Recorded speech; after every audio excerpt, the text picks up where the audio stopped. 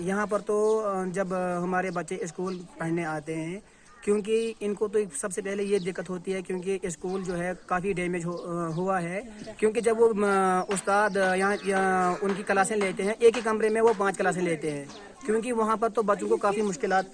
کا سامنا کرنا پڑتا ہے، کیونکہ اگر ہمارا اسکول ٹھیک ہوتا، صاف ہوتا، تو ہمیں استادوں کو یہ دقت نہیں ہوتی کہ ایک ہی کمرے میں 5 کلاسیں لینی پڑتی۔ سکول تو یہ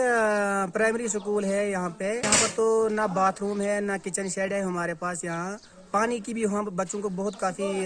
پریشانی ہے، کیونکہ اگر کسی بچے نے پانی پینا ہوگا تو یہاں سے کم سے کم 1 کلومیٹر دور ان کو یہاں سے جانا پڑتا ہے پانی لانے کے لیے۔ بارش جب یہاں آتی ہے تو کمرے بھر جاتے ہیں پانی سے، پھر بچوں کو یا تو گھر جانا پڑتا ہے یا تو استادوں کو ان کو کسی دوسرے گھر میں شفٹ کرنا پڑتا ہے، وہاں پر ان کو پڑھانا پڑتا ہے۔